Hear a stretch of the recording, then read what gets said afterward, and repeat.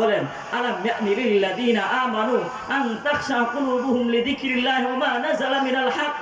আল্লাহ তাআলা বলেন, ঈমানদার বান্দা বান্দি, এখনো কি তোমাদের সময় হয় না আমি রবের কাছে ফিরে আসার জন্য? আর কতদিন তুমি গুনাহের মধ্যে ডুবন্ত থাকবা? আর কতদিন তুমি সেই গুনাহের সাগরে তুমি আবুডুবু খাইবা? আল্লাহ তাআলা বলে, বান্দা আসো না, আমি রবের কাছে আসো। আমি রব তো তোমাকে দৈনিক 5 বার আমি রব তোমাকে ডাকি। তুমি তো আমার রবের ডাকে একটা বার সাড়া দিলে না। দুনিয়ার কেউ যদি তোমাকে ডাকে, দুনিয়ার এমপি, দুনিয়ার যদি চেয়ারম্যান মেম্বার তোমাকে ডাকে, আব্দুর রহমান আসোস না, তুমি তো আব্দুর রহমান। তোমাকে যখন কোন মেম্বার ডাক দিল, তুমি তো মেম্বারের ডাকে সাড়া দিলা।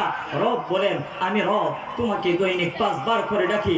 বান্দা তুমি তো আমি রবের ডাকে সাড়া দিলা না।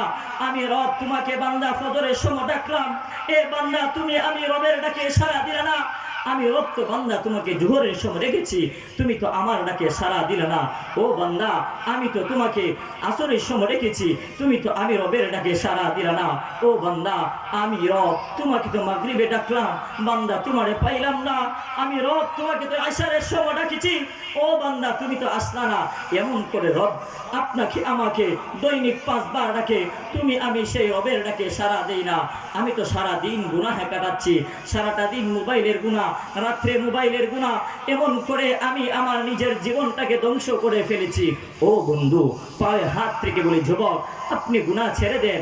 ও যুবক গুনাহ ছেড়ে দেও না, রবের কাছে ফিরে আসো। রব বলে, বান্দা যত পরিমাণ গুনাহ করে থাকো না কেন, আমি আল্লাহ আমি রব তোমার জিন্দেগীর সমস্ত গুনাহ মাফ করে দেব।